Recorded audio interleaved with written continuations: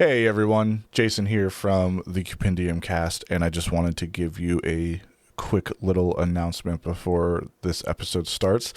We are doing 2001: A Space Odyssey Part 1, and then next week we're doing Part 2.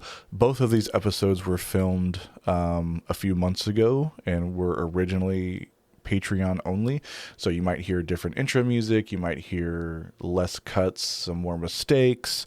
I just wanted to give you guys a heads up that if it sounds a little different than the normal format, that is why, but I really enjoyed these episodes and wanted to get them out, so enjoy. Hello, stargazers and moon watchers, and welcome to another episode of Compendium Cast. I am your host, Jason Ashcraft. As we travel towards Europa, minds full of wonder, drawing closer to Jupiter. More questions than answers. I am here today with Erik Hanson of the horror podcast Cradle to the Grave. I'm going to let Erik introduce himself, what his podcast is all about, and just anything you want to throw out to everybody there. How you doing, Erik? I am doing good, Jason. Thanks for inviting me on. Been looking forward to this for a while. When you reached out to me, asking me to come on and talk about 2001: A Space Odyssey, it's like yes. And that was like it felt like that was like a couple of months ago. You asked me, and it's taken me all this time to actually finish 2001: A Space Odyssey. It's like I watch it in installments. I'm gonna watch the half hour, and then I get distracted, and then oh, you know what? I'm gonna go back and watch it again, and so yeah. And then of course I watched the whole thing again this morning, so I'm ready and I'm stoked to talk about this movie. So yeah, thank you again. And yeah, I do my own podcast, which you've been a guest on a couple of times. You came That's right. on Cradle to the Grave, and we chatted about 1976 or 77's King Kong. What year was that? Was that 76? Ah, man, 76 feels right. Yeah, it's around there, right? Yeah. It was the Dino De Laurentiis King Kong with Jeff Bridges and Jessica Lange. We talked about that. And then you came back and we chatted about the classic Silver Bullet from 85, which we both absolutely love. And we praise Gary Busey in that movie. I was very excited to come on for Silver Bullet. Yeah, that's one of my favorite childhood movies for sure.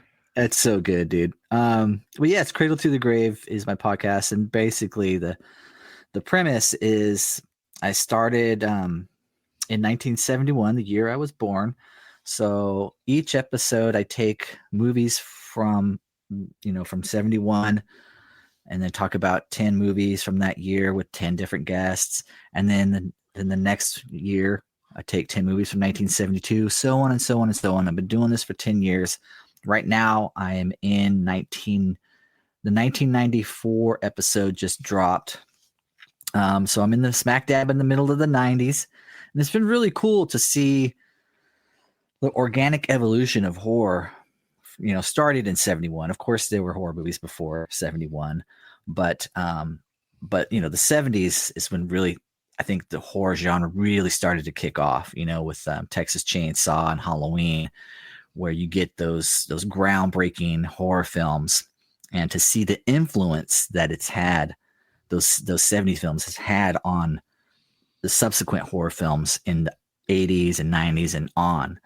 I feel like Texas Chainsaw Massacre from 74 is the birth of the modern horror film. Like when you watch that film, you watch a new horror film, you're gonna see influences from Tobe Hooper's Texas Chainsaw Massacre. It's in the horror DNA now. And so it's been really cool to see that evolution as I'm going through every year of my life, talking about horror movies that I love, actually some horror movies that I've never seen that my guests pick. So it's been really super cool, and I'm excited to continue going on up until modern day. So the plan is to keep going until I reach modern day, of course, which I should be done with the podcast around 2027. And then after that, I got a lot of people asking me, what's your plan after you reach modern day, Erik, when you don't have any more horror movies to talk about? It's like, well, I got an idea. I may continue going, or you know what? I may retire because, as you know, Jason, podcasting is a lot of work, man. It's a time suck, but it's a labor of love. I'm having a blast doing it, chatting with cool people like yourself. And yeah, man, it's cool. And I'm sure I'm going to have you back for some more horror, either in the late 90s or early 2000s. I'll get you back on and we'll chat about some more horror movies. So, but yeah, but it's actually fun to come on and chat, not about a horror movie, to chat about a science fiction movie. So yeah, like I said, man, I'm stoked to chat 2001 for sure. I love it. You answered a question I was going to ask you, is what's next once you get to modern times. So I hope you keep going. I do like your podcast a lot. I think it's a cool concept, but it is unfortunately a concept with a end date. Cause like you said, do you want me to, you know what? I've never told anybody my plans, but I'm going to tell you, Jason, this is for exclusive for your listeners. Okay. Nobody else knows. Right here. This is it, dude. I'm unveiling my grand plan. So I already have a name. I'm going to change the name. I have a graphic. That's a super cool graphic that I drew. It's going to be called Abyss Gazers, which of course is a take on stare into the abyss and the abyss gazes back. And so it's called Abyss Gazers. And what the plan is, we'll talk about a new horror movie that just came out, right? And the theaters, I go watch the movie in the theaters, and then I get a guest to come on. We chat about that movie. And then we go back and talk about movies that influenced this current horror film. So say like a movie Heretic just came out with Hugh Grant, right? I will go watch that, come on, chat about that new horror movie, and then talk about maybe 3 or 4 movies that influenced Heretic. Like I'm trying to think of a movie that is similar to Heretic without spoiling anything, because I don't want to spoil Heretic. It's a really cool movie. I watched it. But that's basically the plan. So it's, it doesn't have an ending because, there's always going to be new horror movies to talk about. But then we get to go back and talk about classic horror films that did influence the movies that we're talking about. So yeah, like I hear there's a new Mike Flanagan Exorcist coming out. They're going to reboot the Exorcist franchise again because the last Exorcist Believer failed miserably. I don't know if you've seen it, Jason. Have you seen Exorcist Believer? I've not. Okay, well, it wasn't that great. And so they're rebooting it again, this time with Mike Flanagan. And I believe in Mike. So I do believe in Flanagan. All his stuff has been really good. He hasn't let anybody down yet. And so like when that comes out, I'm going to talk about the new Mike Flanagan Exorcist. And then I'm going to go back and talk about movies that influenced The Exorcist. That, of course, would be 1973's The Exorcist by William Friedkin, and so I get to talk about that with the guest. And so I'm actually, pretty excited about Abyss Gazers. Again, it is time consuming, and depending on where I'm at in my life, jobs and kids and wives and all that stuff, I may or may not be able to do it, but we'll see. It's a great concept. So if it does happen, I'm excited to see that. I think it's really fun too. You get your guest and, hey, this movie's coming out, go watch it. I mean, maybe certain guests, because what's really cool, everybody, is Erik did a event this year, which I do think you plan on doing more. The Grave-a-thon where you attended. I did. So clearly this podcast is building up a little community for you. So I don't know, that could even be kind of a fun event to have some people go with you or whoever your guest is. And then you guys can actually talk real time your experience seeing it together. Obviously. Oh man, that's actually a really good idea. I'm going to steal that, Jason. Thanks, dude. Please go ahead. Yeah, no, I think that'd be a lot of fun because you got a local community behind you with that. So, hey, you want to be on my podcast? Okay, let's go see this movie. Obviously not always, because I know some of your guests are further away. Oh yeah, I chat with people from all over the world, which is actually another aspect of doing the podcast that I love. Right.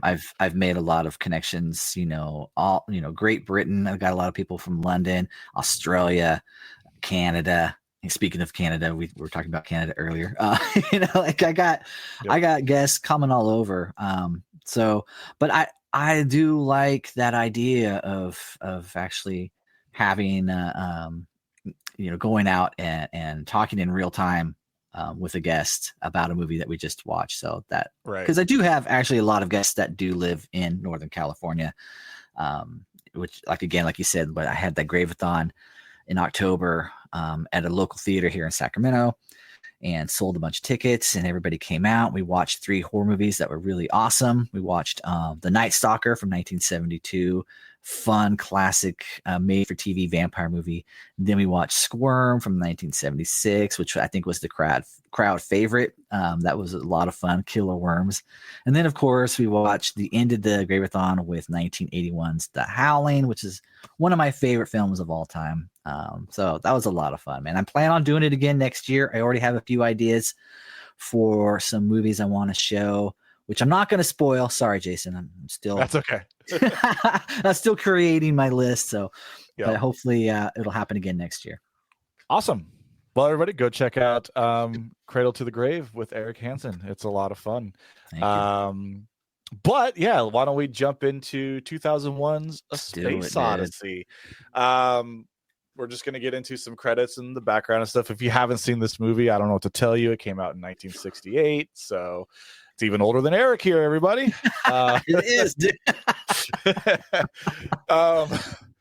So it was directed by Stanley Kubrick, who I feel like everyone should know. He's done Full Metal Jacket, Clockwork Orange, and The Shining, right? Arguably, maybe The Shining is his most popular. That's a horror movie. Have you done The Shining on your podcast? Yeah. I had musician Will Johnson come on to chat with me about The Shining. He's currently touring with Jason Isabel in the 400 unit. That was a really cool chat. He actually wrote a song. He's a solo artist as well, and one of his songs he name checks Danny Torrance in the song, and I listened to it, and it's really cool, man. He talks about walking backwards in the snow and stuff like that. Very cool. But yeah, The Shining is one of my favorites. It was my number 1 horror film from 1980, because I rank the films that people pick. Come on, and The Shining, of course, made number 1. I mean, it's a classic. Absolutely. It's based, so this is actually a pretty cool and rare thing. I say based in quotations on the novel by Arthur C. Clarke. However, the book and movie were written simultaneously together. So the book was written with the intent to be a movie. But what's fantastic about this, I hate to be the guy, but I'm always like that with this one. There's so many things in the book that really make the movie shine. And what's great, when I finally read the book, and we'll get into it as we get into the movie, but the movie, there's not much dialogue. There's a lot of like, what's going on here moments. And the book does a really good job of explaining it. And then when you go rewatch it with the new knowledge, for me, it really opens up the scenes and adds a lot to it. But I just think it's really cool that, I'm sure it's not the first time, but the fact that the book and movie were written together with the intent of being essentially one, Yeah. Like you recommended I read the novel before I come on to chat with you, because I had never read the novel. You're like, dude, read the novel first before you come on. I'm like, all right, cool. And I did. Actually, it was audiobook, so I technically didn't read, but you're absolutely right. You're absolutely right. Like the novel really opens up the movie for you, for sure. Right. And my intro to the podcast, Stargazers and Moonwatchers, is taken from a Helium Prime song called Moonwatcher, based on a character that we'll get into almost right away, which you wouldn't even know the name of this character if not for the book. And in the movie, there's such little, not insignificance to the character, but definitely not how the book makes it out. And I remember reading the book just like, wow, like it changed the entire intro of the movie for me in a way that was just fantastic, right? For sure. Arthur C. Clarke wrote the book. He is a famous science fiction writer, maybe one of the first. I could be wrong there. One of the first big visionary ones, right? H.G. Wells might be one of the first science fiction writers. H.G. Wells, my boy, I love him. Eventually, I'll talk about some of his stuff too. But another famous book by Arthur C. Clarke is Childhood's End. And then the short story, The Sentinel, is actually what inspired what would become 2001, A Space Odyssey, if you're interested in all that. And then, so with our production, there's not a lot of cast in this movie. There are a good amount of smaller side characters kind of in the beginning, but sort of the 4 people we want to know is Keir Dullea. I don't know if I'm saying that right. I think that's about right. Yeah. Yeah, David Bowen, Gary Lockwood as Frank Poole. Douglas Rain is the voice of HAL 9000. And then I did add William Sylvester as Dr. Hayward Floor. He does play a pretty big part in the second section of the movie. He plays, and Haywood Floyd plays a big part in the whole saga of Odyssey, because Arthur C. Clarke wrote a bunch more novels after this, and Haywood Floyd shows up a lot. Yep, and I was going to touch on, and that's why I felt he was worth bringing up, because in this movie he might not seem like a big player, but he's like the main guy in 2010. And yeah, he's a big player in the entire saga for sure. Oh yeah. And so it felt worth mentioning that character. You know who else shows up in this movie, Jason, is Kubrick's daughter Vivian. She's the little girl that they talk to on the video phone. Oh right, that's Kubrick's daughter. Yeah, nice. Vivian Kubrick. Awesome, nice. Wonder how she's doing these days. Yeah. I don't know. So the music and sound design, they chose to go with compositions instead of an original score, which I think really worked for this movie. You know, it would be a different movie, I feel, if it had I think they did come up with a score was actually done for 2001 and was used later for a different movie. I feel like some of the stuff is originals, like I hesitate to call it a theme, but the ambient noise for the monolith, right? I'm pretty sure that's original to with the voices. Exactly. Very haunting, very chilly. Yeah. But the music has a great impact on this film, because there are a lot, and honestly, when I was younger, it's one thing that kind of made me not into this movie, but it's funny because now I love this kind of stuff. There's a lot of scenes in this movie that go on for a long time with no dialogue at all. No, and just sound effects. Music. Yep. Yeah, sound effects and music. Yeah. But it really works. A lot of beeping. Yep. A lot of beeping. Yeah. Like Kubrick initially, they were going to go with a traditional score. But you know, as with any movie, you put placeholders in, right? Or you put in a piece of music that is like, for the composer to be like, this is kind of how the vibe we're looking for. So Kubrick put in all these classical music scores as templates of this is the kind of vibe I'm looking for. But then when they're watching it back with this temp score, they're like, this actually works really good. Let's stick with all these classical pieces that we put in. And it was the right decision. Absolutely. 100%. Cinematography by Jeffrey Unsworth. I feel really bad. I forgot to look up other things he's done. I don't know if you know offhand. I do not know. Okay. Sorry, Jeffrey. Oh, man. No, I can look real quick. We can look it up real quick. Look it up, man. You can always edit this out. Jeffrey Unsworth. Oh shit, he did Zardos. With Sean Connery? Yeah. Okay, we'll take that part again. So, cinematography was by Jeffrey Unsworth. He's done The Blue Lagoon, Cromwell, Luck Lady, and Zardos, which is a very interesting science fiction film. Very interesting outfit that Sean Connery wears in that film, too. Very interesting. So, that was in 1974. Yeah, I've only seen that movie once, but it was enough for me to be like, all right. All right.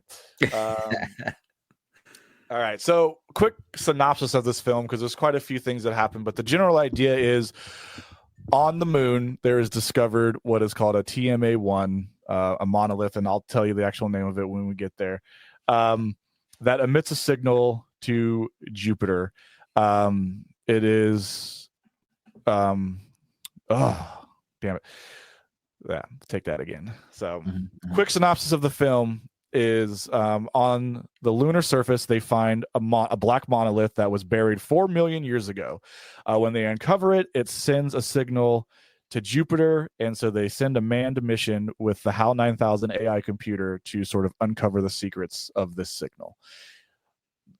That's sort of the short version of it. Eric and I are going to dig into the movie together and really go over it.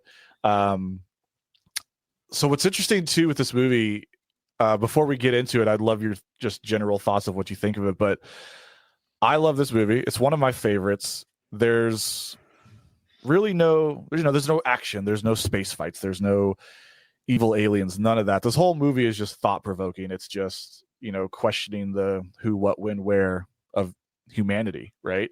But that's all it needs. And again, to go back a lot, but they really portray that in the book, which I appreciate. And that's what I'm saying. The movie's a slow burn, literally till the end. Even the ending's kind of a slow burn, but that's the point of it, But what are your thoughts on this movie, just in general? Oh yeah, well, I have 3 takes, Jason. There's three different takes. So take number 1 would be from teenager Erik, who fucking hated this movie. All right, so that's take number 1, but that's from 18-year-old Erik. Then I got take number 2. I would say, late 20s, early 30s Erik. That movie's okay. It's boring, but I respect Kubrick as a filmmaker and the influence that 2001 has had on cinema, across the board. I respect 2001, but not my favorite. And then take number 3 is 53-year-old Erik, who has more wisdom and life experience behind him and realizes now that this is a motherfucking masterpiece of a movie. I love 2001. It is a slow burn, like you said, and you have to be in the right state of mind to watch 2001. This is not a movie you just throw on the background as you're texting on your phone or you're talking with your kids or you're doing something else. No, you have to be fully engaged in 2001. It's one of those movies that demands your attention.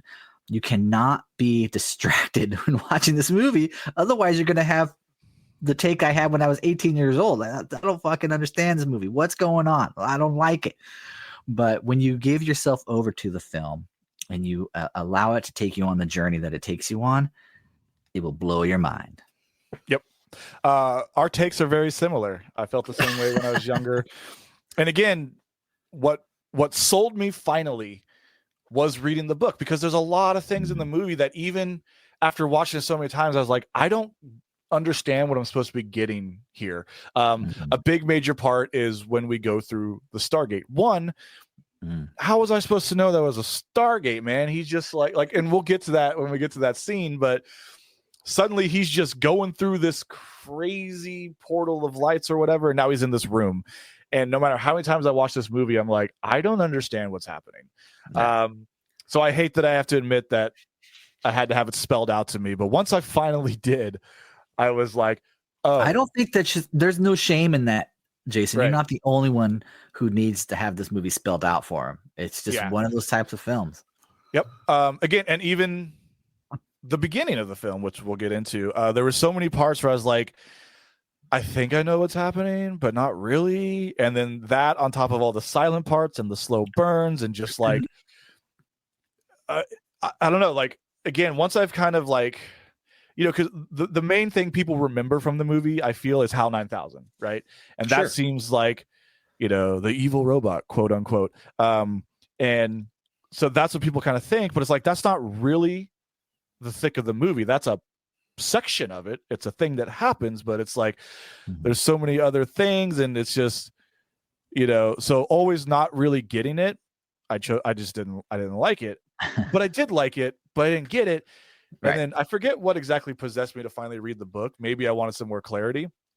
But then as I'm reading it and then thinking back to the movie, I'm like, oh, got it. And it's totally fair, because there are parts that you literally can't portray in visual form the way the book did, without like a narrative or it being literally spelled out to you. But when you see the events of what's happening, it's exactly like it is in the book. It's just like, without that other context, I just didn't get it. Right. But yes, so I also think it's a masterpiece. But I also think that's the beauty of this film, is it's open to interpretations. Even if you never read the novel, and which does spell things out, you kind of understand what's going on. You can watch this film and be like, oh, this means that. And technically, you're not going to be wrong, because that's how you're interpreting this film. And that's kind of how I've always watched 2001 until after reading the book. Now I have more of an insight. And some of my interpretations were spot on, like why is this monolith here? What did it do to these Neanderthals? How did it influence? And, there's certain things you can't help but pick up on, like, oh yeah, that's what that is. But like you said, like the Stargate sequence, like what was that all about? What happened at the end where Bowman is an aging man and he turns into a baby? What the hell? So yeah, so the book did help out in that department for sure. Honestly, though, even reading the book, The Star Child, as it's called, I still don't get it. I feel like that part, even with reading the book, is meant to be like, you take this as you want, There you go, man. Yeah. Because I'm still like, up until then, I'm like, I get it now. But then the Star Child, I'm like, we're jumping the gun, though. We're jumping the gun, Jason. We'll get to this. We are. Well, again, if you haven't seen the movie, everybody, I don't know what to tell you. But let's get into the first sequence, the dawn of man. So we open up in Africa in the savannas. So we see this barren landscape, and there's these hominids. Am I saying that right? The simian-like creatures. They're not exactly apes. At least they're not depicted that way in the film. But this is what will be the start of the evolution that leads to us humans, right? Right. Yeah.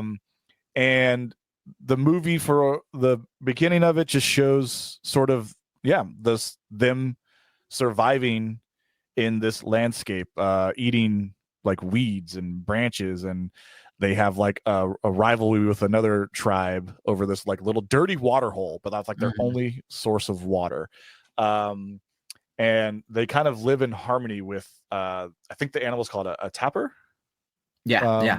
They got the little snouts. They're kind of related to I actually had to look that up.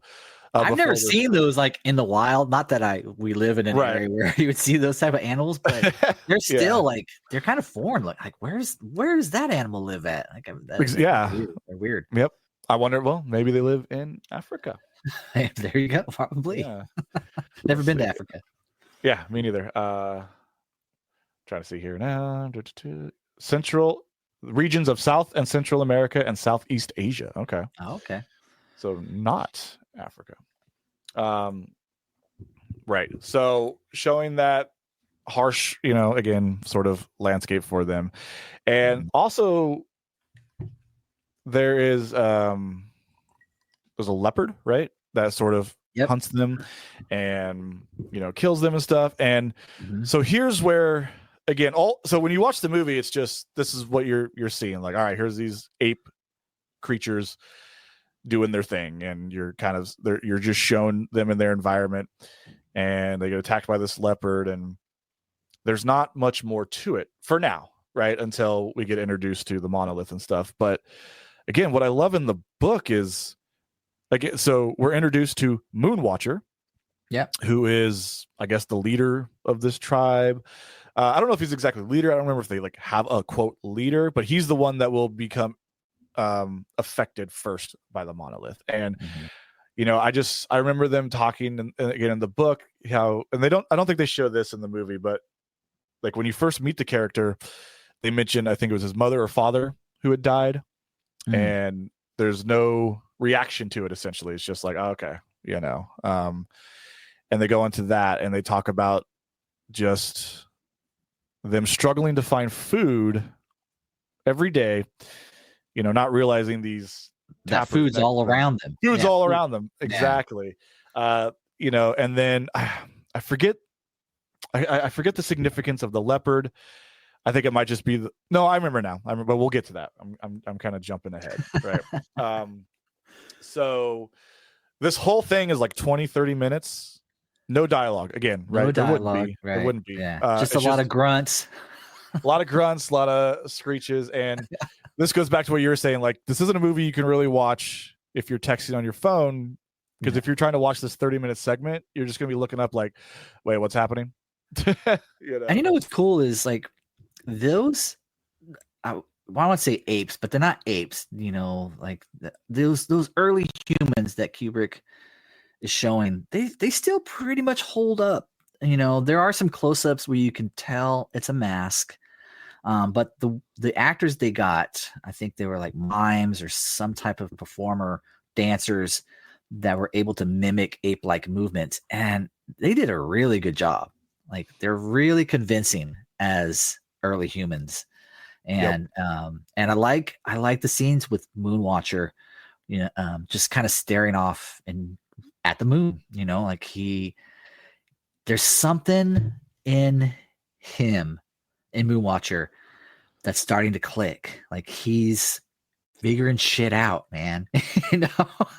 You can see it in his eyes. There's intelligence there. And then of course the monolith shows up and kind of kicks things off.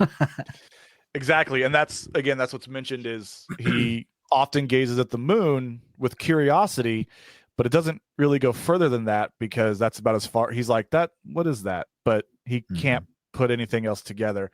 And he actually had a fun fact for this part was that the actors did undergo like extensive training to mimic like ape-like movements. I believe it.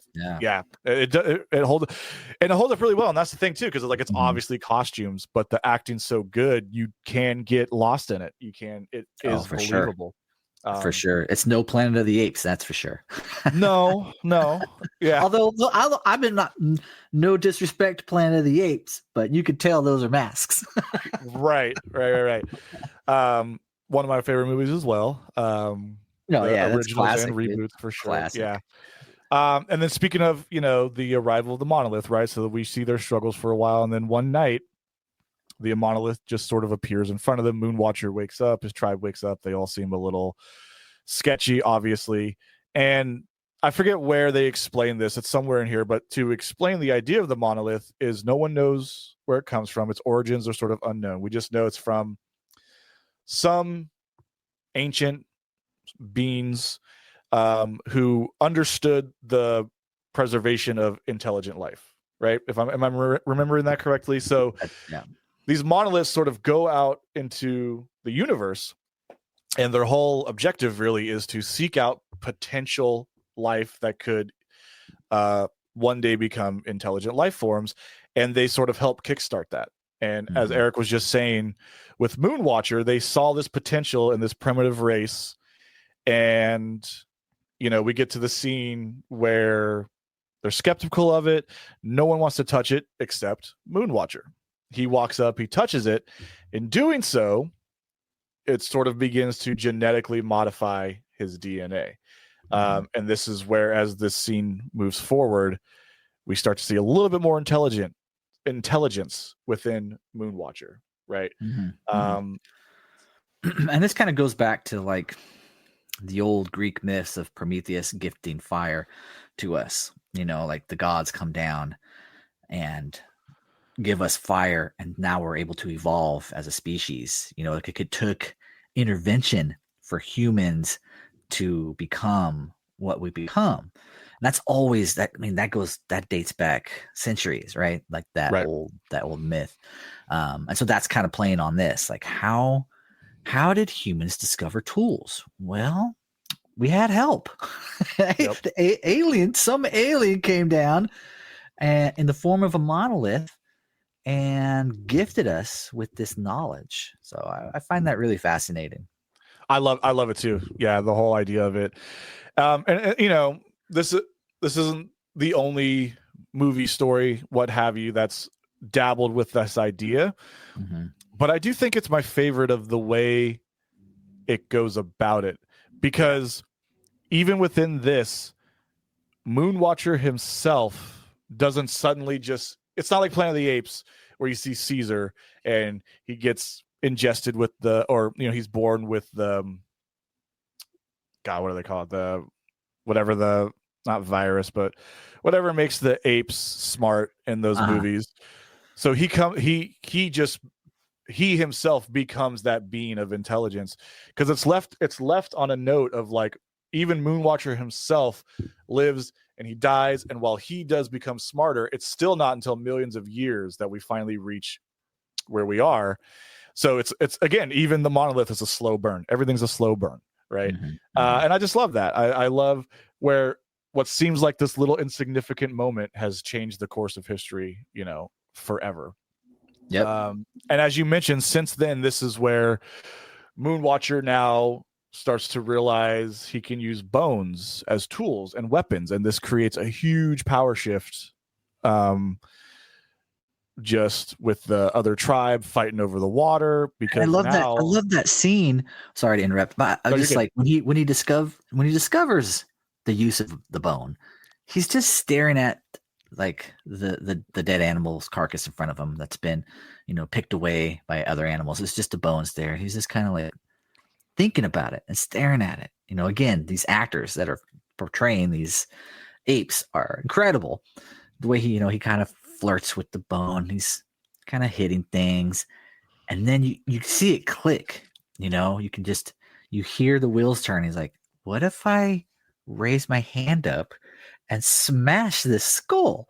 Right? Like, oh, that means I can go and smash these apes that are trying to take over my water hole. And it's just brilliantly told, with no dialogue, right? Just with actions. We get it. We understand what's happening. It's really smart storytelling. I agree. And this is also where you get like a little montage showing them killing the tappers, right? Mm-hmm. So this is them, like you said, he realizes, oh, damn. And then it starts to click, like, we can eat these things that, I feel bad for the tappers, unfortunately. Like, they've been living in harmony for so long, and now they're just like, God damn. Yep. Sorry. But yeah, and it shows that they go to the water hole, asserting the dominance. So, because again, it happened to them. So the other apes are like, whoa, what's happening? But this, sort of symbolizes the birth of human intelligence and even technology, right? And even warring, like our warlike nature. Maybe it came from because we weren't a violent species until we got messed up by the monolith, right? Like all of a sudden the monolith shows up and we're picking up tools, weapons against each other. So you can look at it either or, man. Like, it was for good and for bad. So this is funny. Like, we're very much on the same page because in my notes, I was like discussion points, comment on the inherent violence in human evolution and the role the monolith in influencing this behavior. Exactly. Yeah. So it's this sort of gift and curse. Like, we're now able to fend for ourselves, defend ourselves. But and this could be one of those things, like you said, like interpreting things how you want in these movies. I never really thought about it, but almost this water hole could almost signify the first war, right? Like, absolutely, here we are fighting over this little patch of water, and now who's got the upper hand? Moonwatcher and his tribe. What are most wars fought about? Most wars are fought over land, oil, resources, right? We want what you want, exactly, or what you have. We want it.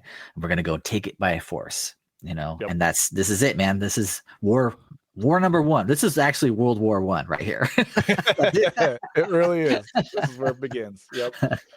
And then we get near the end of this whole first act. We get the famous scene of Moonwatcher throwing the bone into the air, which transitions into a spaceship.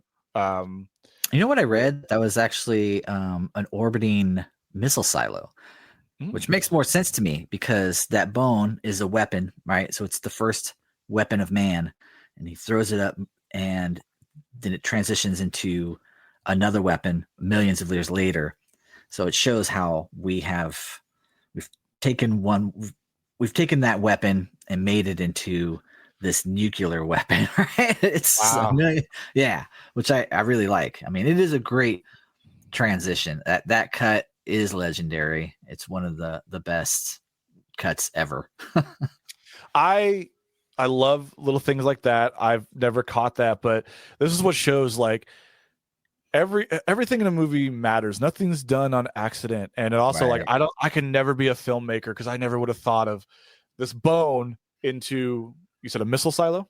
Yeah. But that's so much better than just a spaceship, right? And things like that are just so cool to hear and learn. Now when I rewatch it, I'll be looking for that. Because it's such a cool scene and so quick though. Like if you don't know what it is you're looking at, you're gonna just think satellite, spaceship. And that works too. It just shows our evolution of man, how we've come so far. We're orbiting the Earth, with our machinery. So it works, but I love the missile one better. I do too. When I read that, I was like, the first weapon, right? The bone was the first weapon, the first tool, and then here we are. Look where we've come. Look where we've come for good or bad, obviously. Yeah. Man, I love that. So now here we are in the future, 2001. So not so much the future for us anymore. Unfortunately, we have passed 2001, and we are not on our way to Jupiter yet with manned missions, but that's okay. We're getting closer. We're getting closer. Right now, we're still working on Mars. Yep. Right. So the bone tossed skyward transforms into. See, I wrote down orbiting satellite because I wasn't sure, but I like that better. Orbiting missile silo. Yep. Yep. To represent, the leap from primitive. So that was what I took. I didn't think of the weapon. I took tools to advanced technology, but it could work the same way, right? It's exactly the same. I said. Yeah. Either way, man, works. And so now we're introduced. Now we get a very long sort of scene of some more classical music, a rotating space station, a very futuristic space station. And so we see a spacecraft docking with a space station. And the song is the Blue Donaby. Am I saying that right? The Blue Dambune. That sounds Blue Dambune. Yeah. Yeah. And this movie takes its time, man. It takes its sweet time. It is not in a rush to show this spaceship docking with the satellite. No, we're going to show you every little aspect of it. And in some ways, like in a lesser director's hand, it wouldn't work. But it completely works here. Again, because I think of the music, like it is a ballet dance, right? Everything is syncing up. The spaceship is syncing up with the spinning of the satellite. So it's all this intricate dance, this ballet dance. And it works so well. And it's Eric, really you and me, dude, are on the same. My notes says the elegance of space travel is depicted as a dance. There you go, dude. That's what I wrote. Yeah. And then use of classical music to enhance the visuals of it. So but that's the same vibe I got exactly, and that's why it works. That's why I think like 18-year-old us, we didn't respect that stuff yet. I wanted Star Wars, dude. I wanted the Star Destroyer blasted through the screen with John Williams' bombastic score, right? I wanted lasers, and 2001 doesn't give you that at all. Nope. No, it doesn't. It doesn't, but it's what's made me come to love it, because now we're so oversaturated with that stuff. Oh man, and it's fun. I enjoy a good space adventure war. It's all good, but like it does. This movie again makes you think. It's thought provoking, and I'm not saying like, oh, look at me, I think, but sometimes it's very appreciated to just enjoy the slow ride. What is this movie really saying? So we get that. I don't know for how long, and then we're finally introduced to Dr. Floyd, who, as we mentioned earlier, becomes Haywood Floyd. He becomes a bigger character in the entire saga. And I like how in the novel they call him Woody, like that's his nickname, is Woody. Oh, I forgot about that. Yeah, they call him Woody. Nice. I think it's cool. So it kind of just shows him navigating the space station, showcasing everyday life in space. And then this is cool because, again, for 68, this was like, it might not seem like a big deal now, but we get a video call with his daughter, who Erik has told us was Kubrick's daughter. It's the first Zoom call. Exactly. It's the first face call, right? FaceTime, yeah. And I have to imagine, if you thought in 68, did they think like this is crazy? Like, I don't know if that would ever be a thing. But it's because like when we watch this stuff now, we don't think about it. Like if someone from the younger generation was to watch this movie now, that seems normal. But in 68, the idea of a video call, people are like, no way. What? Yeah. Forget about it. Because it's even funny, like, because watching it now, it almost feels a little primitive with how video calls are now. Yeah. But you have to remember the time, right? And in my notes, Floyd's daughter is played by Kubrick's real life daughter. I did know that. See? I guess I just forgot. Some of these notes I wrote a little bit ago. And so, Vivian Kubrick. Mm-hmm. God, is this where it is? or is it later? Hold on. Hmm. At one of these points, there's a really cool shot of, I think it's this part leading up with the stewardess, right? And she's sort of like got her, I guess, Velcro shoes on. Yeah. Has this happened yet, or does it happen later? I can't remember. I think it's around here, but there's the really cool shot of her going upside down, right? Mhm. And the way they did it, I still don't fully understand, but they had a rotating camera on this huge set. And so she was actually walking in place while they were slowly rotating this camera. Now, was it the camera that rotated, or was it the set that was rotating, and she was walking along the set as it rotated, but the camera was stationary, so it looked like she was the only thing moving. They do this a lot in like Nightmare on Elm Street. You ever see the first Nightmare on Elm Street, Jason? I have. It's been a minute. Yeah, so there's a scene in there where Freddy he kills the kid in bed, the girl in bed with her boyfriend, and she's going up outside of the wall, and like those are rotating rooms, and I'm pretty sure that's how he did that. Again, that's all. There's another scene where Bowman is running along the spaceship. I think that's all rotating sets that they had built for this movie. Maybe that's it, and I misunderstood what I was researching, and I thought it was the camera itself. But that makes a little more sense, though, because I did read something about there was 2 sets, and so she'd walk onto one of them, and that makes more sense because the set she'd walk onto is the one that would rotate while the other stays stationary. Yeah. And another cool effect that they did is, so when she's going to Floyd he's sleeping right on his travel to the space station, and there's a floating pin. So how they did that is he's got a sheet of glass, and they had some sticky tape, and they taped this pin onto a sheet of glass, and of course the glass is transparent, and so the 2 people off to the side are turning this piece of glass in a circle, and it's twisting, so it looks like the pin is floating, and then the actress just walks up, picks the pin off of the sheet of glass, and puts it in Floyd's pocket. Simple techniques, no CGI, right? No computer graphics with a list of 1,000 computer animators to make the scene. A piece of glass, some tape, and a pin, which is amazing. Yeah. And again, going back to I could never be a filmmaker. Like, God, dude, I would never think, how are we going to do this? Oh, just get a mirror and tape it on. Like, it's just, it's a magic trick. It's exactly. And it's very impressive, because I also rewatched this movie this morning too. So because there's so many things to miss in this movie, no matter how many times I've watched it. And it's still, even though it's still such a visually beautiful movie. Absolutely. It still holds up so well. And the shots seem believable. It is kind of funny because watching the stewardess walk, she is walking in a very unnatural way. But trying to make it like she's weightless, Yeah, but I attribute that to, again, she's got like these Velcro style shoes on or something. So I'm like, I guess that makes sense. Like, I can't imagine it would be like trying to walk with Velcro shoes in zero gravity. So it would probably look awkward. But that's me trying to find something when there's really nothing to complain about. Like, the movie is visually beautiful. Every set, every scene, is great. So you could probably help me out here. Yeah. So, Haywood Floyd, he's going to the space station to actually discuss events that we're going to get up to on the lunar, which we as the audience will find out they've discovered the monolith. He's meeting with Soviet scientists, and he's not telling them, right? They're trying to figure out what's going on.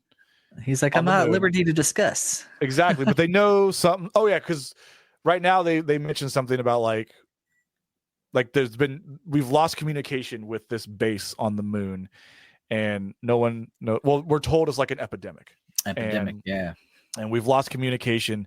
And I think, so he's on his. I think what's happening is he's on his way there, which is he's on his way to the moon. He has a stopover at. And they're trying to figure out what's going on. Yeah. And I kind of in some of my notes wrote down that this kind of, because of the timepiece, this was like reflections of like Cold War anxieties. Us between the Soviet Union, talking about secrecy, misinformation, Yeah. things like that. Just, me trying to find things in the movie. Let me stop you there real quick and ask you a little bit about your thoughts on the way Kubrick directs actors. So, a lot of people complain that Kubrick's has a very cold take when it comes to actors. And watching this scene, it plays unlike any other film you watch. It's very clinical. It just feels not emotional. I don't know. I'm having a hard time explaining, but you know what I'm talking about. That the way this scene plays out, it has an odd feel to it. It does. It's got a very uncomfortable feeling. If that's He what does you it mean. in Clockwork Orange too. Like all of his movies, Right. the dialogue and the way that he directs actors, it's unlike any other director. Right. Yeah. Yeah, I hadn't really. And that could turn some people off. You're like, why is this? Why are they acting like this? It's not natural. It's unnatural. That's the word I'm looking for. See, it's interesting. I feel it really works. I didn't Do take you? it as unnatural because in this scene, this government, the Soviets are. They're like, something's going on. You're not telling us. They're trying to pry. They're trying, and Dr. Floyd's like, sorry, I can't tell you. And there's you almost as the audience, when you go in a room and you can feel that uncomfortable tension. Sure. I can feel it in that scene. Yeah. Watching it.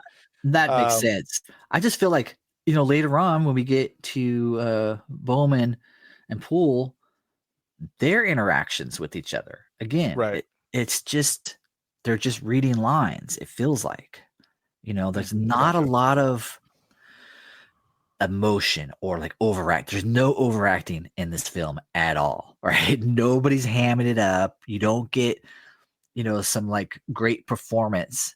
It's just like they're there to serve to say dialogue for us to kind of understand what's happening, and then the movie moves on. It's a Kubrick thing, I think. I never thought about it, but I do agree. Especially a scene we'll get to is when Bowman and Poole are talking in the pod. Yes. There's literally no emotion in that scene. Yeah. I never really put it together because it's almost fine. It doesn't take it. No, it works. Yeah. I'm not complaining. I just think that I've heard people complain about Kubrick's a lack of of emotion, Right. or the way he directs actors. I mean, he's notorious for like taking a bazillion takes to get what he wanted, So maybe that happened on 2001. These actors are like, fuck, man, take 200. All right, let's just get through it. Oh man. Yeah. I never really thought about it because it always, for whatever reason, for his style of films, it seems to work. It does work. It does work for him. Yeah. So I've never really thought too hard about it. Yeah. I have heard about, and you probably know more about this than me, but how the main actress of The Shining was treated. I heard. Oh she yeah, was Shelley pretty. Duvall. Yeah. Yeah, that was unfortunate. So I don't know if I'm a big fan of that. No. Like I don't think anyone's mental stability is worth. No, to make a movie. To make a movie. Yeah. So on that end, no, I'm not a fan of it. But how it portrays in the movies themselves, it works for what he's going for, It definitely works in this film, Right. You don't watch 2001 for the performances. No. You know what I mean? It's not that kind of movie. Yeah. No. Yeah. And it's funny though, because now I'm just thinking of so many scenes where you're so right that every scene is so emotionless. One we're going to get into soon that we'll talk about, but like, I'll bring it up when we get to it because we're not too far off. But we'll get there. It's just funny because now I've always had these feelings about these certain scenes, and now that you've pointed that out to me, I'm like, there it is. That's why. No one is overact. No one. Yeah, everyone's just kind of okay. It's really kind of flat. Yeah, very flat. And I've always felt that was just the movie. But it's just funny. Like now I'm reflecting on it. I was like, yeah, this explains a lot of interaction scenes that I've always like. I can't pinpoint why this bugs me a little bit. A particular scene in a second, which we're getting to. So right after he's kind of sitting in this conference, it's more like a lobby, right? Yeah. If you think of it like an airport, it's like the waiting room for his next flight. Well, it says Hilton on the it's like a hotel lobby. Him. Yeah, it's like the Hilton Space Hilton or something. Gotcha. Yeah. Then not much really goes on there, right? It's just setting up that there's a secret on the moon. Yeah. That's kind of what the point of the scene is. And then we get another beautiful but long shot of him traveling, going to the moon. So, dude, I gotta like read my notes ahead. Yeah, product placements: Pan Am and Hilton suggesting commercial spaceflight. Yep. And so we get him, to Clavius Base. That's what the base is called. So, and so when he's there, again, we get a long, beautiful shot of him going to the base, used by models, right? And they just look so good. They just they just really work. There's this really cool shot too during this of like 3 astronauts out on the moon landscape, which I love. That's a great shot, and I think George Lucas ripped that off.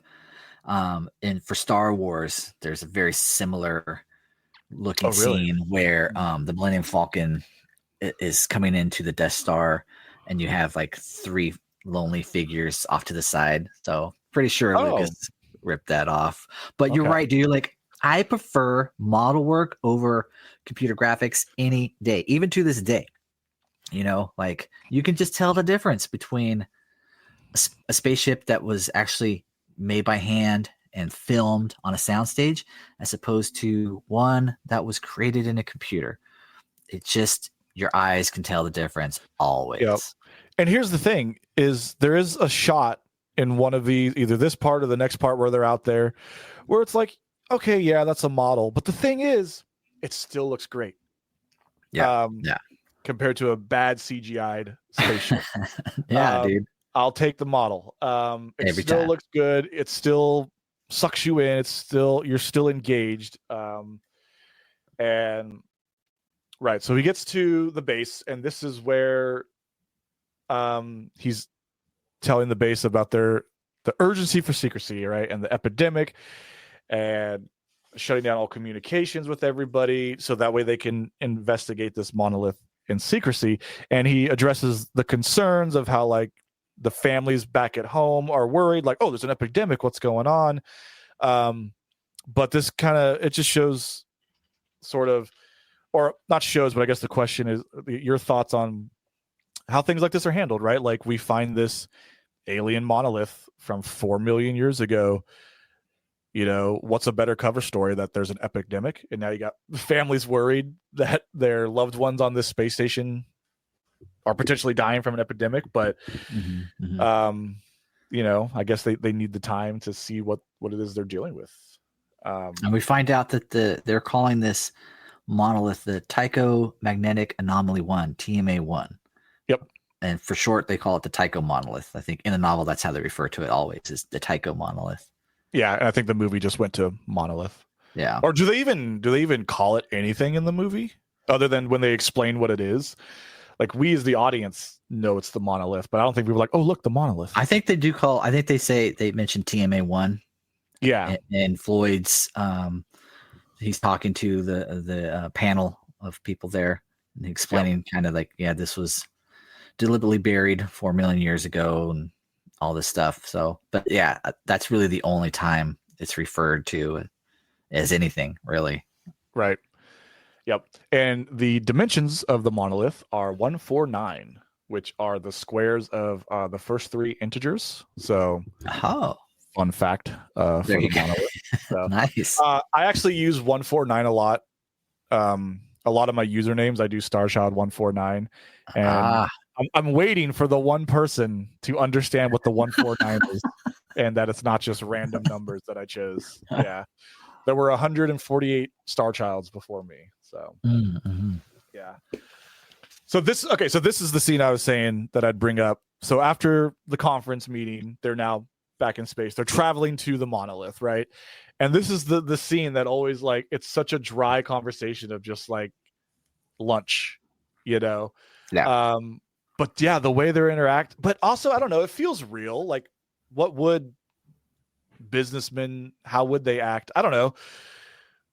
Because he's like, who wants sandwiches? Oh, here, check out these scans we got. And this is where they're looking at the magnetic pull to the area of the monolith. Well, a good contrast to a similar scene would be Aliens, James Cameron's Aliens, when Ripley is giving her account of what happened on the Nostromo to the to the company. They're all gathered in that room, and she's in front of everybody, and it's she's explaining what happened. There's so much emotion in that scene in Cameron's Aliens, when the way Sigourney Weaver is delivering her monologue about the alien and everything that happened to her crew. And then you get people like Paul Reiser, they're acting, right?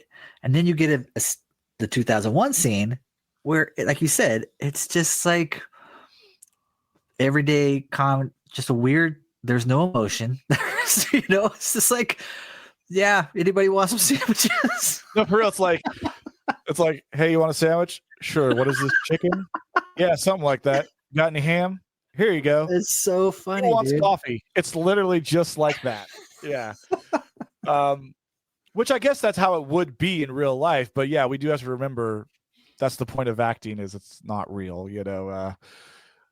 Maybe Kubrick was deliberately not wanting to make a drama. He wants this maybe almost like a documentary, Yeah, good point. And that's the thing, though, is I do, dissecting all that with you and talking about it, is I feel the overacting would take away from this movie, because it's almost like you said, it's almost not about that. It's like you said, they're there to give the lines to move the story along, but yeah, there's no real action in this movie. There's not, and that's not the point of this movie, and I'm okay with that. It's funny, man. You know who has the most emotion in this film is HAL 9000, man. Computer. For real. Yeah, for real. So we're getting to him very soon. So this is where, we land there at the dig site of the monolith, and everyone starts walking down to it. And this is where you get, I guess you call it the monolith theme song, right? A bunch of ambient sounds with eerie voice. Yeah. If I remember, I'll play it right here.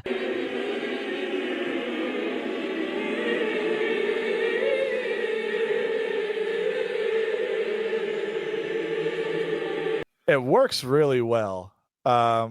Very creepy. It's almost unsettling, and just sort of, I don't know if nails on the chalkboard is the right term, but it's unsettling, and it gets louder and it builds up.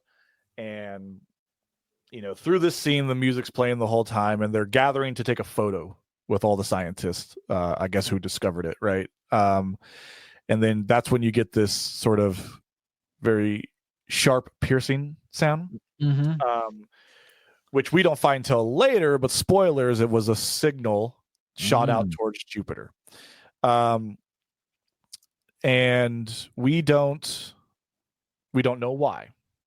It's just sending a signal to Jupiter. Other than that, it's made no sound. It's given no indication of anything. And that's where the scene cuts. And that's the last we see of Dr. Floyd. Yep. Until the sequel. That's right. If I ever talk about the sequel, played by a different actor. Yeah. Well, almost 20 years later. So, the guy from Jaws. Have you done Jaws? Roy Scheider. I have done Jaws. Yes. That. Again, #1 film from 1975. My #1 pick. Nice. Very yes. Nice. I would actually sidebar here. I'd love to talk about 2010 at some point. So I'll bring you back to that one. Oh, yeah. 2010. That came out in 82, 83, 85, somewhere in the 80s. Right. Yeah. That's a cool movie. I like it. I liked it a lot. Yeah. And I've read all the books, and I don't know, they're just all great. I love this whole saga. It's just, Yeah. The fourth one kind of lost me a little bit. I don't know if you've read the fourth book. 3001. Yeah. Yeah. I've listened to them all. Yeah. Sorry, everybody. When I say I've read, I've also listened. Yeah. I have to agree. By the fourth one, I think it was a little drawn out. It didn't really capture me the way the first three did. But I really liked, is it 2061, which is the third one? I love the third one so much. Yeah. It was so good. There's a surprise in that. I don't want to spoil it for anybody, but it's like, wow, it all ties together, man. It's really cool. Absolutely. Yeah. But we're on 2001, everybody. Sorry. Yeah. Yeah. Before we leave this, I just had a cool little tidbit of how, they made these scenes, because I was curious, like how they made all these moon scenes, right? So as we kind of mentioned, they made miniature models of a lunar landscape, and then the actors performed on a set design that simulated the moon's surface, obviously with controlling lighting and camera angles, and sort of just merged those together, because there's like long shots of the moon landscape, but you still see the actors within it. And sometimes in these older movies, you can very plainly see, like, there's almost a difference in the lighting itself of where the actors are compared to like the models and stuff like that. I can't think of an example, but sometimes it's very obvious, like, okay, I see where the splice is. But this one does a great job of making that really hard to tell. Yeah. So, and this is the reason why people think Stanley Kubrick faked the moon landing. Because of this scene. They're like, we never landed on the moon. Kubrick did it all on a soundstage. So, if you want to go down that rabbit hole, it's a big rabbit hole, man. If you guys want it, we'll do a bonus episode. There's stuff in The Shining that people are picking apart. See, right there, it explains that Kubrick faked the moon landing. So, yeah. Oh, that's funny. he's just dribbling it into all his movies. He wants to get caught. Yeah. I mean, really, what a high honor, though. Like, if people are that convinced. So, and this was blowing people's mind in '68. They had never seen anything like this. Exactly. Yeah. And that's what I mean. Like, the fact that it's still beautiful today. But obviously, just with what we have now, it's a little more obvious. But when that came out, I can only imagine. Like, oh man, how are they filming this in space? Yeah. Yeah. Exactly. So now here we are 18 months later, I believe. Yep. 18 months later, Jupiter mission. Yep. So now we're on our way to Jupiter. We get introduced to who will now be the lead characters moving forward, David Bowman and Frank Poole. And the big boy, HAL 9000 himself. HAL stands for... oh, yeah, go ahead. I'll just say voiced by Douglas Rain. That's right. Yeah. See if I can pronounce this. Heuristically programmed algorithmic computer. That sounds good. Yeah, HEURISTICALLY. I feel like I'm saying it wrong, but that's what HAL stands for, everybody. Sorry. So this is, this kind of part here is just showing David and Frank sort of just their daily duties on the space station. They're watching, I don't know if it's live or a pre-recorded, because at this point when they show videos, I think it's like pre-recorded stuff because they're so far out. So it's not like the video call earlier with the daughter, but they're watching they're watching themselves. So obviously it has to be pre-recorded. And they're like an interview they're doing, talking about the mission and about the HAL 9000 unit. Just sort of giving some characters on, or some backgrounds on them and HAL and the mission and how they all work together. And in this, it's interesting. It's some little foreshadowing probably, because they're asking if they feel HAL actually has real emotions or not. And, Bowen says like, well, he's certainly programmed to like he has real emotions, but I don't think anyone can say for sure. Right. And I like that, because that's a thing that's left up for interpretation of, is HAL actually conscious, self-conscious, or is he just programmed that way, right? Mhm. But Hal has very real human-like interactions with them. During Hal's given a birthday. I don't remember if it's here. He does mention it again later, but he was born on January 12th, 1992. Yeah.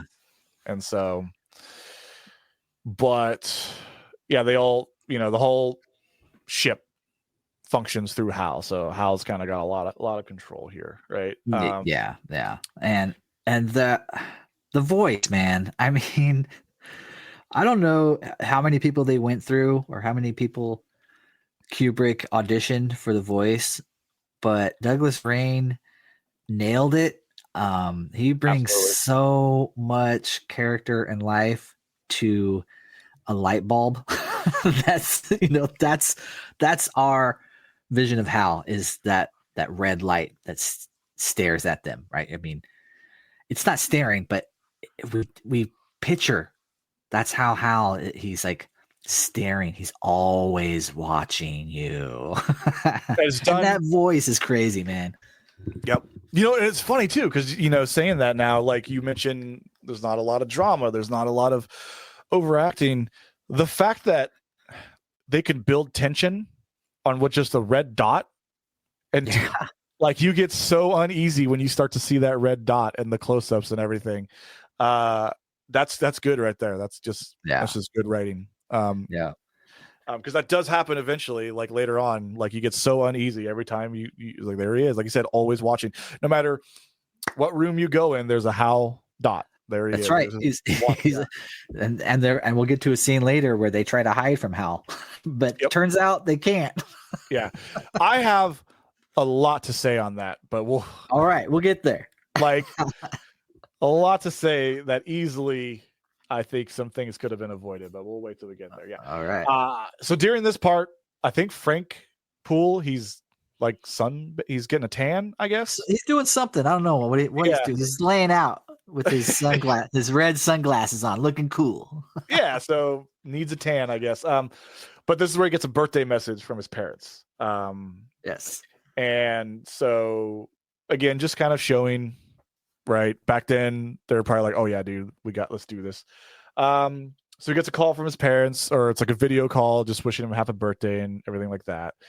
Right now we're still just showing sort of the living quarters and the environment, everything like that, because then we go to Bowen, and he's drawing art pieces of the other scientists as they're sleeping in their cryo. So I don't think I mentioned that. We got Frank Poole, David Bowen, and there's like 3 other people on this team, but they're currently in cryo sleep. Cryo, thank you. I was going to say cryo sleep. And so Frank's just like, they're overseeing everything. So I think Frank and David, they're like the pilots, maybe, right? And they're taking these scientists, or I forget exactly what their purpose is, because they're the only ones awake at this moment, right? Right. The other 3 were put into hibernation before they even took off, for secrecy, right? And they had separate training as well. Yeah. And I like how their cryopods are shaped like a coffin. Look at that. Never picked it up. Yep. Absolutely. So this is where Hal makes some conversation with David. And this I would love your insight on too, because I was always kind of curious where this came from. Maybe we're not supposed to know. But this is when Hal asks David to share his drawings. And this again is where you get a little bit of like, is this just his programming? Or does Hal is he really interested? He's encouraging his drawing, saying he's getting better. But then he shifts the conversation to the mission and its purpose, and he expresses concerns. He's telling David that he thinks he's having doubts about the mission, right? So this is sort of showing that Hal's not really acting quite right. And sort of goes in, touches on themes of like AI kind of questioning human commands, right? And then almost immediately, like in the middle of their conversation, Hal mentions that there's a malfunction in one of their satellites, the AE-35 unit. is malfunctioning. Mhm. And I love it too because Hal's tone never changes, right? It's all, no matter what's happening, his Right. tone never changes. So my question to you, Eric, was like, I felt even watching it so many times, and I don't remember how exactly it's explained in the book, but what brought on this concern in Hal? To me, it felt a little out of nowhere. Are we supposed to know right now? Like, what was David doing that shifted this concern in Hal all of a sudden? Do you know what I'm asking? Yeah, I know exactly what you're asking. Yeah. And this is the point where Hal's programming starts to glitch. And the glitch is caused by his programming and the mission that they're on. So on one hand, he has to keep the mission secret. Why they're going to Jupiter, right? And then on the other hand, he has to obey the human commands that he's there to serve. So his programming is conflicted. He doesn't. He's having like it's like schizophrenia for computers, and it's I think it's the first time that it's happened with this type of AI, the HAL computers, because there's more than one HAL out there, right? There's many different AIs out there, but because of the secrecy of the mission, Hal's having a nervous breakdown, and this is how he handles it. He has to, in order to keep this mission on track, he has to get rid of the humans. And so it's not that he's evil, he's completing his mission. So this is where it happens. This is his plan, is to send them out there to fix a piece of machinery that's not malfunctioning, right? But his plan is to get him out there so he can get rid of them and continue on to where he needs to go, which is Jupiter, to meet with the monolith. So yeah, we're not quite there yet. There are a few factors that lead to him. He doesn't want to get rid of them just yet. But my question was, where is this doubt suddenly coming from, is what I always miss. Like, all that I understood, right? But why is he suddenly having, like, is there anything in the movie leading up to here that makes Hal suddenly have these doubts? Because otherwise, why isn't David and Frank just doing what they're told on mission? What did they do that suddenly prompted this shift in Hal? That's what I keep missing. So I understand his motives. I understand why he's doing it, but I feel like I've always missed, or maybe we aren't shown it, of why he suddenly is doing this. Because up until now, it's just sort of showing the everyday lives and Frank and David doing their thing. And then he has this conversation with David, and all of a sudden the satellite's malfunctioning. So I'm like, what happened that he's like, oh no, I gotta go into my crisis. That's where I'm lost. I think that for me, that's just the moment that Hal flipped the switch, man. He just, like, this is it. This is where I'm going to take over, Right. But yeah, I mean, it's definitely, it's one of those things, again, watching this movie, you can have any different type of interpretation and it's going to work for you. Like, oh, well, Hal decided this is the time because he was looking at some drawings of Bowman, and maybe that triggered something in his programming where he's like, okay, well, I need to take care of this, or who knows, that's the beauty of the movie. I think. Fair. Right. So now, we get to, so he mentions the A35 unit is malfunctioning, and within 72 hours, it'll 100% failure. So they have to go out and replace it. So this was a really cool part because the EVA, extra vehicular activity, was very groundbreaking and realistic in its portrayal back then. Probably, again, why everyone thought Kubrick faked the moon watching or moon landing, right? So they go out and they get the satellite, or they get a piece from it, and they're inside checking it out and everything, and they find nothing wrong with it. Right. So they're puzzled. They talk to Mission Control, And Mission Control says that their HAL 9000 unit says it's perfectly fine. All right. They're suggesting that the HAL 9000 on the ship is malfunctioning. And I think this is when Hal starts to really plot of like, because at first he's just trying to cut communications with, at least how I took it, maybe my interpretation is wrong, right? He was just trying to cut communications to Earth so he can maintain complete control over everything that happens without interference from Earth, right? Right. But now they're calling into question his ability, right? If he's malfunctioning. I think Hal is also really prideful, right? He's proud of he's never made any mistakes. I think he says that earlier in the film, how he's incapable of making a mistake, right? That's right. They do call that out, and they do say sounds like pride. Like the interviewer or someone says like that sounds like pride. Yeah. And so again, like now that he predicted this malfunction, and they go out, they bring the piece back. They're like, "Hal, there's nothing wrong with this." It's fucking with HAL 9000. Man. It's like, wait, I can't be wrong. And things are frying, man. Circuits are frying in Hal's brain, and it all goes to hell after this. Yep, exactly. Because here at this point, Hal recommends putting it back until it fails, and then they can find the problem. So he's pretty much saying like, ignore what they say, put it back. He's probably going to make it fail himself. And, you know, again, he's scheming here. And so they agree with him. And then Bowen asks Poole to help him with a pod. He's having issues with one of his pods. Right. Yeah. So can you show me what's wrong with it? So here's where we get to the scene that I got issues with. Okay. And we'll get into it. So at this point, it's obvious. Oh, wait. Yeah,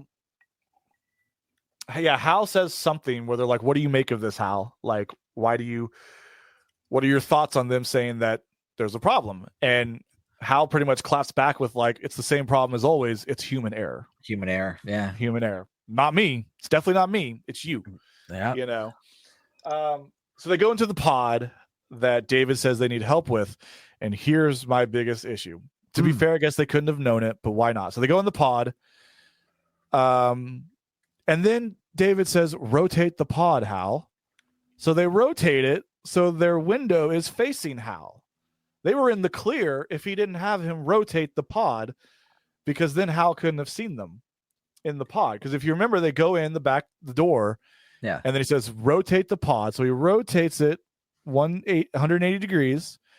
So now they're facing Hal, and then they shut off communication so Hal can't hear them, but they are now facing him. So if he wouldn't have told him to, I don't know why he needed it to be rotated.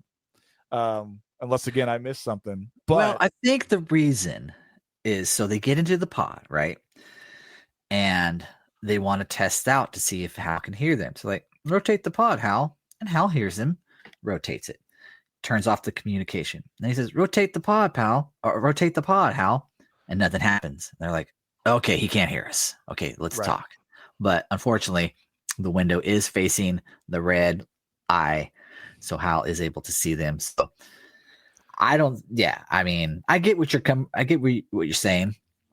But yeah. And I guess, yeah, and to be fair, it's one of those things of they couldn't have predicted that he can read lips, I guess. No. So, which, spoilers, you know, they're discussing what to do with Hal, unaware that he can read lips. So inside the pod, they're saying they're getting a bad feeling. And they aren't sure if they agree. They want to deactivate Hal. They're like, we got to deactivate him. And Hal, and you know, we're shown Hal's point of view, and he's looking at their lips moving. So we're like, oh, Hal can read lips. That evil little shit. Exactly.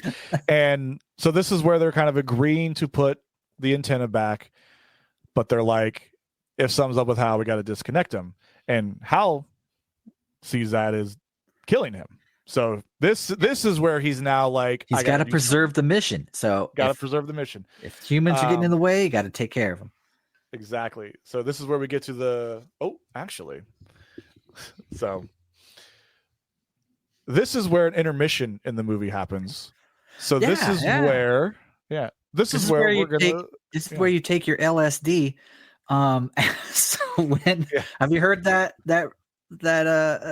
rumor of like people would go to back in 1968 would go to see 2001, and during the intermission everybody would drop acid, and then when the Stargate sequence kicked in, that's when the LSD would kick in. Oh my God, that sounds amazing. I've never tried it. I'm but- into that. Yeah. No. But I get it, and that scene goes for a long time. So, Yeah. what I was going to say though, since this is an intermission part, we're going to end the first part of our podcast right here. So Eric and I will come back for the next half. We'll see you all next week.